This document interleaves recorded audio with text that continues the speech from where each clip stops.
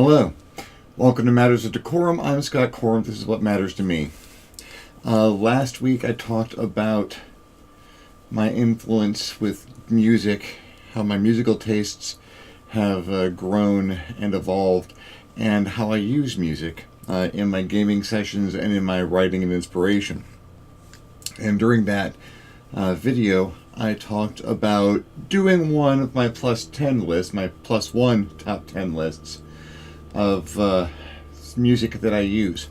So this is that one. This is my plus one top 10 music for gaming list. I will be listing some musical albums. I'm wearing the glasses today because I got to be able to read my list. And it's going to be a little weird. This was a hard list to make. I mean, really hard.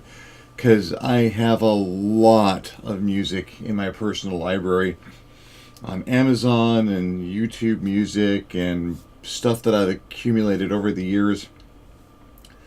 And it was really hard paring this down to 11 albums that I would reliably go back to over and over again. There's stuff that probably should be on this list that isn't. Maybe a couple of things on this list that are not stuff I have used as much as others, but that really is grabbing me at the moment. If I made this video next week or in a month or in an hour from now, this list might change. But as it is, this is my current top 10 plus one. And when I mention an album, there are basically two varieties of albums here. Albums that are just put out by an artist and albums that are original motion picture soundtracks.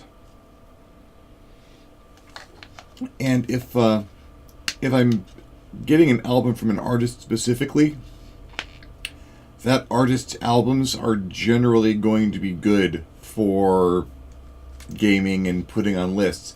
I didn't put every album from an artist that I really liked, just a representative one, and well, get the idea as we go through. These are not in a super particular order, kind of from my least likely to put into a list more than once to something I continuously just keep putting into playlists because it's so appropriate for more and more situations. That being said, start with number 10. The album is We Were Exploding Anyway by 60 Days of Static. You may not have heard of this band, but you have heard of a project they were involved in. This is the band that produced all of the music for the game No Man's Sky. And say what you want to about that game and the media hype around it and its marketing and whatnot, but the music was amazing. Very simultaneously calming and thematic. When it needed to let you know you were in danger, it did. When it was casually cruising through space, there was always that air of mystery and etherealness. 60 Days of Static does music like that extremely well. So most of their stuff is super good as part of your background music. Not maybe all of your background music, but it belongs in the mix.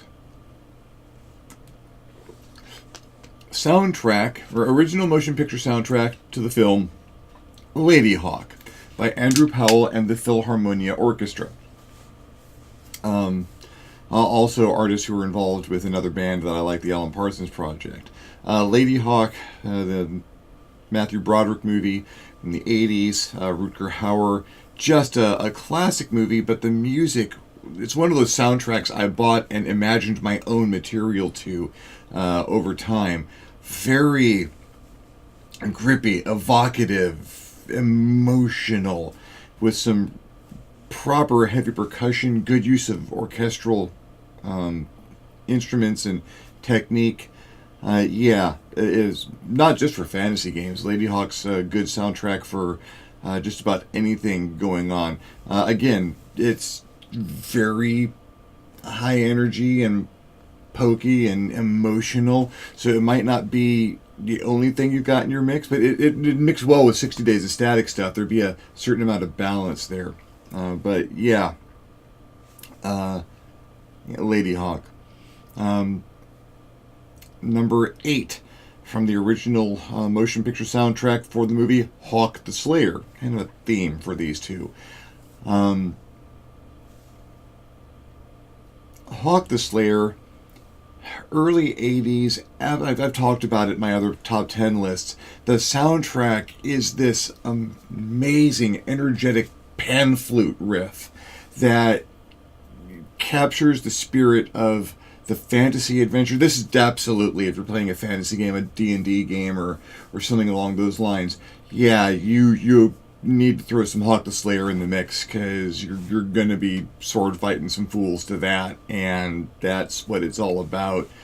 It's almost impossible to hear the music and not want to get involved in an adventure of some sort. Hawk the Slayer. Number 7, weird one. A classic case, The Music of Jethro Tull by David Palmer. This is not the Jethro Tull album. This is a rendition of Jethro Tull music as done by a Philharmonic orchestra, with the guest flute work by Ian Anderson from Jethro Tull, because only he can do some of those things with a flute. And if you prefer just the straight Jethro Tull music, it's one thing. This is, it removes the lyrics and replaces the general instruments that used by the band Jethro Tull with an orchestra, and it is, again, a combination of really energetic and really engaging percussion and melody, and calming and soothing music, balanced in a way that it's going to give you a really interesting emotional mix in your background. Something that can play through for conversations, gatherings and parties, beating people up, ninjas attacking. I've imagined all of these things to this album and more. A classic case, The Music of Jethro Tull. Number 6, Sehnsucht by Rammstein. And, Rammstein in general. It's a German band, heavy metalish, very grungy and growly, and it is amazing ass-kicking music. It is great for disasters and explosions and running gun battles. Just about all of Rammstein's music is, but Sehnsucht is a particularly good representative album, at least as far as I'm concerned. I enjoy the music of Rammstein so much, and my gaming groups have enjoyed having it in the background, that there are groups who have encountered or even played a tribute band to Rammstein in America called Shove Mug. Entirely fictional, but Rammstein, Shove. I'm 12 on the inside, really. But yeah, I have had a lot of cyberpunk fights to music from Sehnsucht, and that's going to start to be a theme later on down this list. Number 5, Showtime Storytime by Nightwish. Oh my god, Nightwish. It's a little hit or miss, but and there's more vocals to it than in my usual tastes. Sehnsucht had a lot of vocal work to it, but Nightwish's music, and again, any Nightwish album will probably do. I like Showtime Storytime. Nightwish has a very ethereal fantasy feel to it, with these amazing vocals and wonderful turns of melody, but it punches and it hits, and there's amazing rapid rhythms and staccato feels that punching up. You can do a lot of fights to Nightwish. You can do ghost stories or haunted houses or having a running gun battle with ghosts through a haunted house. Nightwish is one of those weird ones. It's super evocative, super hard to explain.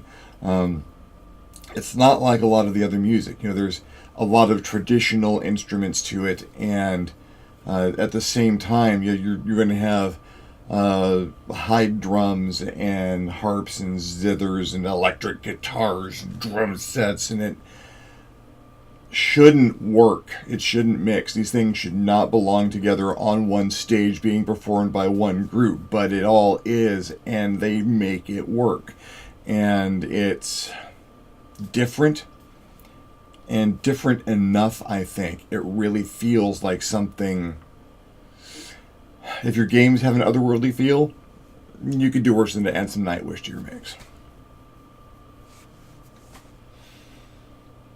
Number 4, and this might be surprising to some folks. It might be that it's not higher on the list, but number 4, Eye in the Sky by the Alan Parsons Project.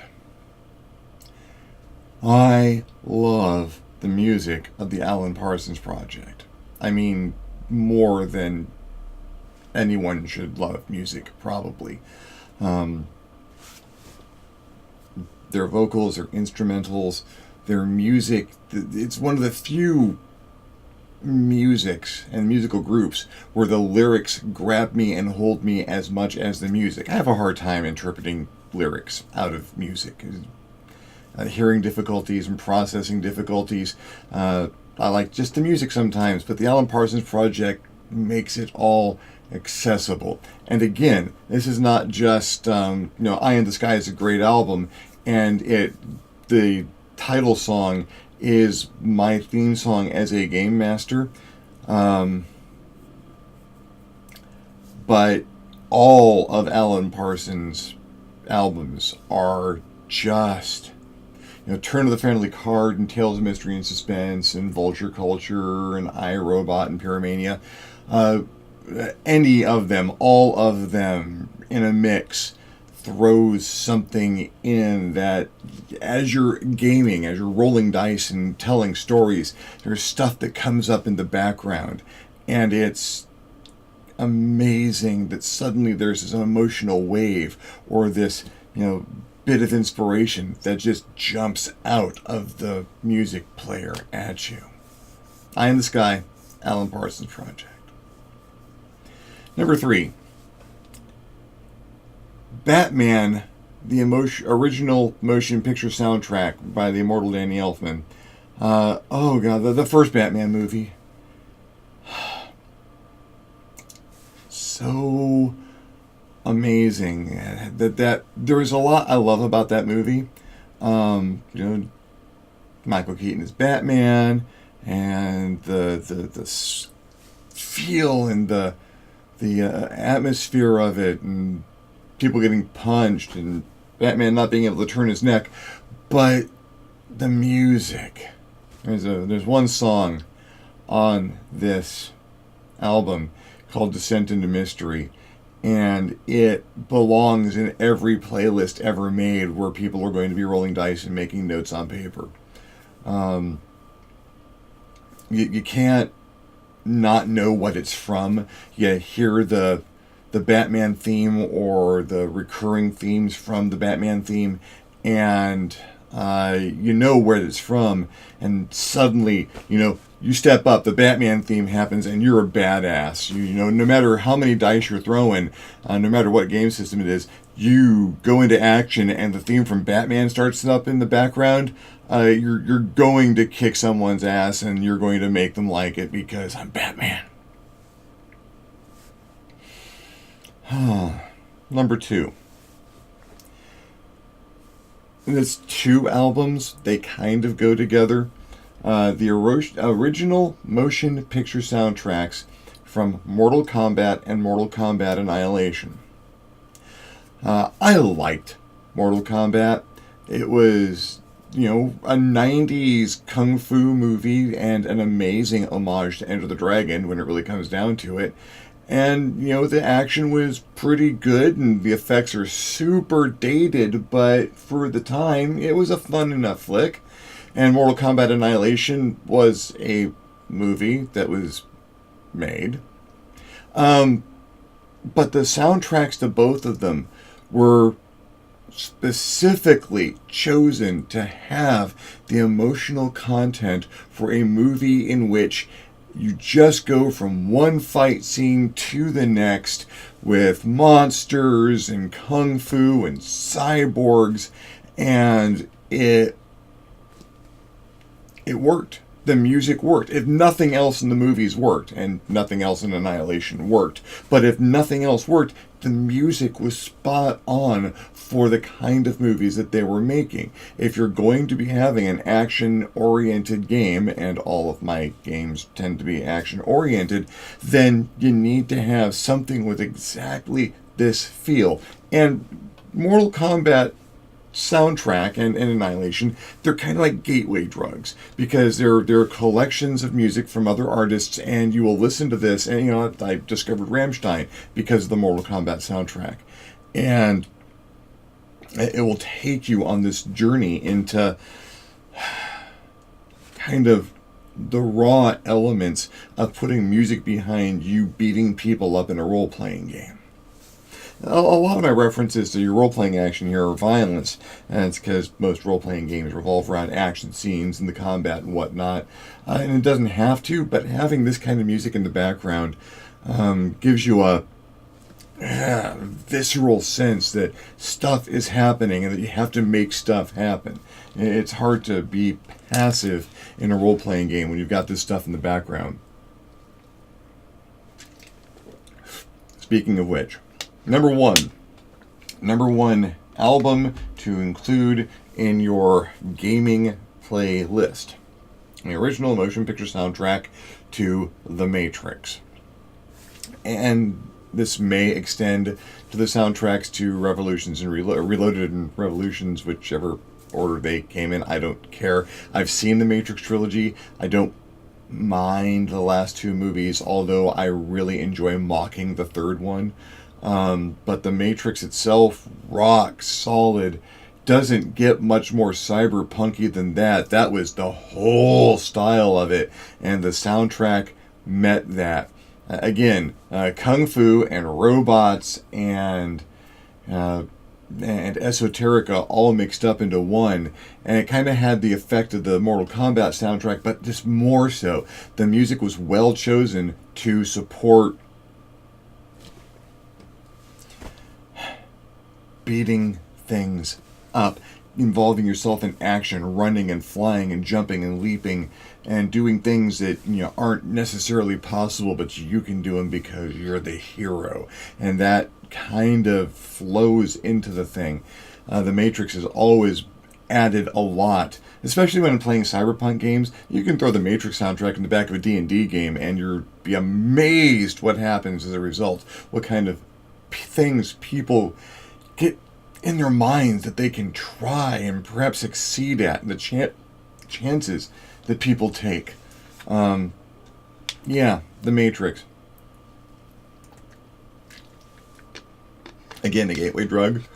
There's a lot of music collected from other artists, and it really leads you to other places and other artists, and gives you a feeling for what kind of emotions you can get out of that group with that music. That's my top 10, but this is me, so there has to be a plus one, and this plus one is a little unusual. It's something I've both known about and experienced and have not thrown in quite as hard as I should, but I should. My plus one top 10 album incorporating gaming playlists, Dungeons and Dragons by Midnight Syndicate. Midnight Syndicate is a group of gamers. You can tell this in their music.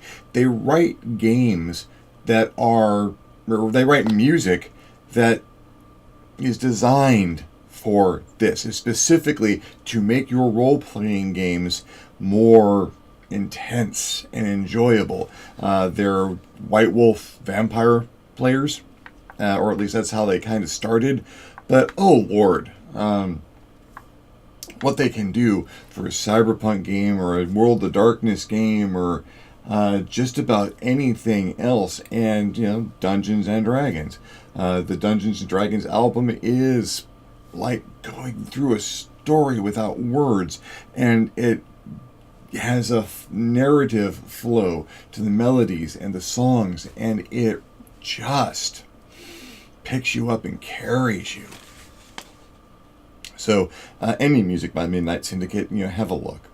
All of the music that I've listed is available out there for acquisition. I would recommend going to Amazon and spending some money on some albums. You can find a lot of these songs and or albums on YouTube and other services like that. I always encourage people to throw some money at the artists when they start engaging in music like this, because I survive partially on people throwing money to me for my intellectual property, and it just seems polite. There's this thing that happens. I mentioned it in my last video. It's when you put a whole bunch of these things, these albums, these CDs, these playlists into a random order and have them in the background, where all of a sudden an event happens in the game, or people are getting ready to do something and a particular song comes on, and you look at each other and go, oh my god, it knows. And a lot of that is because you stacked the deck. These particular albums are stacking the deck. You put this stuff in there, there is so much music appropriate for moments of high action and high drama flowing through the background that is almost inevitable that the right song is going to come up at the right time, because there are so many right songs in the list. And so that's one reason I do this. One reason I encourage you to try the same thing. What is good for gaming is good for writing games, is good for inspiration. I don't know what you do with your time in your day. I hope some of it is involved in creating, even if it's imagination or daydreaming, because that's a creative effort as well. And if this is the sort of thing that you enjoy imagining or putting your imaginative effort towards, then music like this, and in particular these albums, can absolutely be a bonus and benefit to that. And that's how I use it. And I have multiple uses for this music. I use it to game, I use it to create, and sometimes I just lay back and let it wash through me and let things generate in my head. Well, thank you for following me along on this particular Plus One Top 10 list. If you have any other, well, if you liked the video, give me a thumbs up. If you didn't like the video, give me a thumbs down. Feedback is feedback. If you have music of your own that you, or that music that you've created or music that you really enjoy, leave me a message, maybe even a link in the comments. Let me know what music does this stuff for you, because I would like to find some new music out of this, and I hope you found some new stuff in this list. Questions, comments, things you'd like me to talk about, you'll love leaving me a comment. I'll love getting a comment. If you haven't subscribed to my channel yet, why not? But this is a great opportunity. Go ahead and hit that subscribe button. If you do hit the subscribe button, hit the little notification bell so you're alerted as soon as my videos come out. If you'd like to help me make better videos more often, I invite you to hit me up my Patreon page, www.patreon.com/ScottKorum, and consider donating. Absolutely anything helps and allows me to make better videos more often. In the meantime, thank you very much for your time and attention.